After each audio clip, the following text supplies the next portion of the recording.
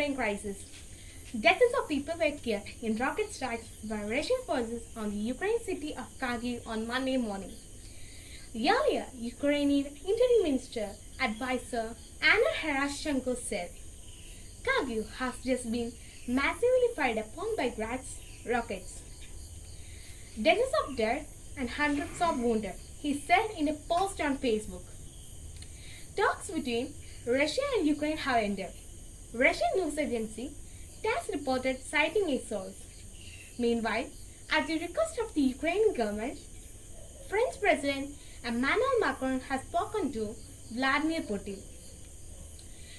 The Elysee Palace said in a statement, the president reiterated the international community's demand that Russia halts its offensive against Ukraine and reaffirmed necessity of immediately establishing a ceasefire. Russia and Ukraine were members of the Soviet Union until it dissolved in 1991, and Ukraine declared its independence. Ukraine occupies a strategic geographical position, sitting at the center of the fight for influence in Europe. Moscow wants to prevent Ukraine from turning towards the West. Moscow wants to veto Ukraine's membership in the alliance, arguing it would be treated to Russian security. The conflict between the two countries has been going on since March 2014, when pro-Europe protests against the corruption of Ukraine's pro-Russian President Viktor Yanukovych were violently suppressed. A series of violent clashes in Kyiv that occurred in this period pushed Yanukovych to flee. Russian President Vladimir Putin took advantage of the 2014 conflict to invade part of the Crimean Peninsula in the south of Ukraine and organized a referendum to annex the area. The invasion of Crimean Peninsula triggered international protest, economic sanctions against Russia, and ongoing calls for the territory to be returned. Putin has said that will never happen. Since 2014, he has been providing political and military support to pro-Russia separatists from the Ukrainian army in the East Ukraine. Wednesday, February 23, in a Wednesday night speech, Russian President Vladimir Putin said that his special military operation would be in Ukraine. Multiple new organizations reported explosion in multiple cities and evidence of large-scale military operation happening across Ukraine. After the Soviet Union's collapse in 1991, the successor states' bilateral relations have undergone periods of ties, tensions, and outright hostility. In the early 1990s, Ukraine's policy was dominated by aspirations to ensure its sovereignty and independence, followed by a foreign policy that balanced cooperation with the European Union, Russia, and other powerful politics. Relations between the two countries have been hostile since the 2014 Revolution of Dignity, which toppled Ukraine's elected president Viktor Yanukovych and his supporters because he refused to sign a political association and free trade agreement with the European Union that enjoyed majority support in Ukraine's parliament. Ukraine's post-revolutionary government wished to commit the country to a future within the EU and NATO rather than continue to play the delicate diplomatic game of balancing its own economic and security interests with those of Russia, the EU, and NATO members. In 2004, the Czech Republic, Estonia, Hungary, Latvia, Lithuania, Poland and Slovakia had joined the EU, followed by Bulgaria and Romania in 2007. Federation and Ukraine are currently in a state of war. The Russo-Ukrainian War began in 2014 following the Russian annexation of Crimea from Ukraine. In February 2022, Russia invaded Ukraine across a broad front. After the Soviet Union's collapse in 1991, the successor states' bilateral relations have undergone periods of ties, tensions, and outright hostility. In the early 1990s, Ukraine policy was dominated by aspirations to ensure its sovereignty and independence, followed by a foreign policy that balanced cooperation with the EU, Russia, and other powerful policies. Now we all are worried about the Russia-Ukraine war, so I have to share a few words about it. Russia-Ukraine war.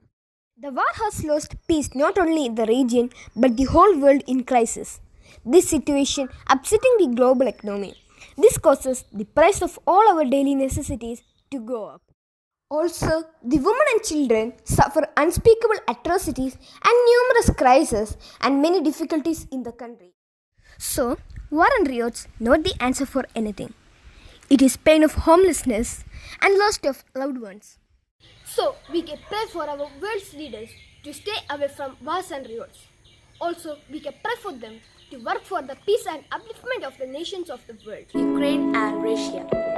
Beside the US, big powers like Germany and France have been trying to cool down the temperature by making effort to convince Russian President Vladimir Putin to pull his army back from the border of Ukraine, a former Soviet republic.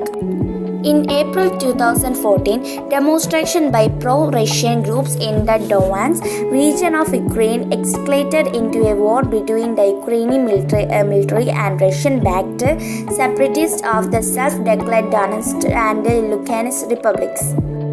While there had been tension between Russia and Ukraine, a former Soviet republic, for a long time the situation began getting out of control in early 2021.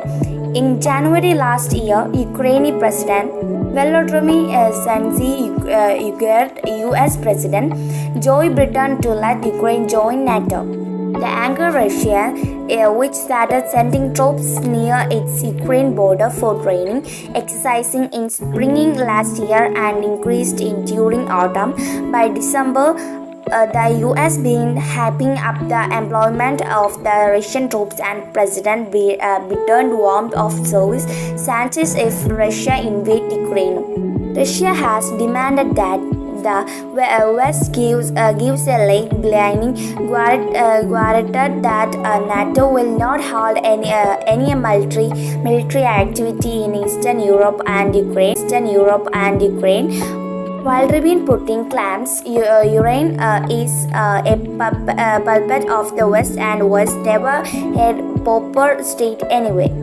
This is not the first time tension between Russia and Ukraine has reaching a blowing point. Russia had invaded Ukraine in 2014 when rebels backing by President Putin had seized large swaths of eastern Ukraine and have formed Ukrainian army since then. At that time, Russia had ended last week. If the war continues, many people will die and this will become a large war. So pray for the people who are trapped in this war. Thank you.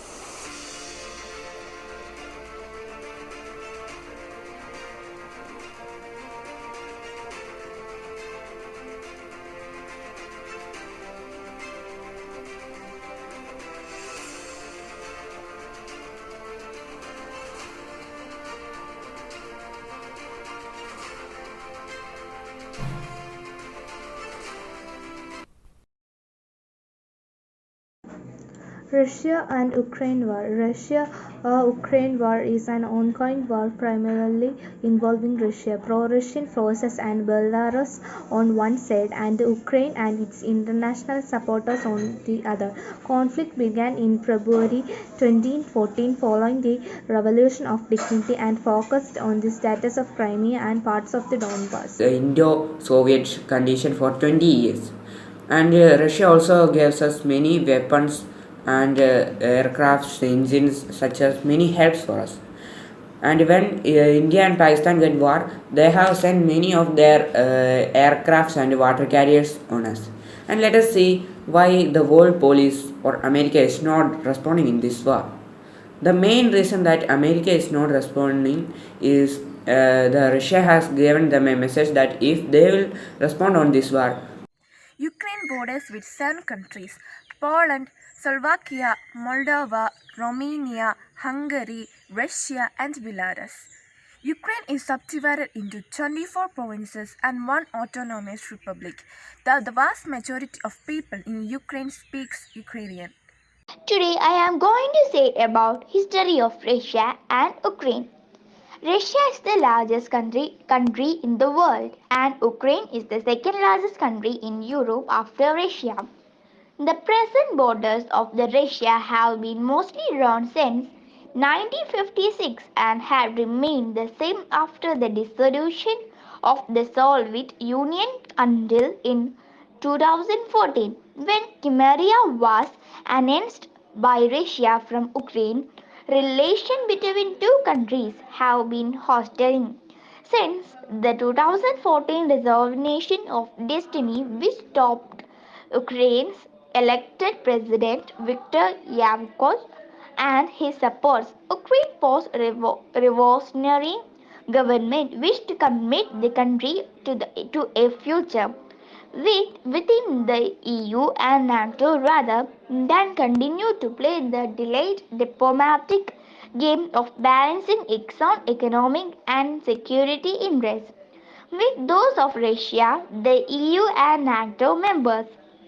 In 2014, payments were made to the Consortium of Ukraine, which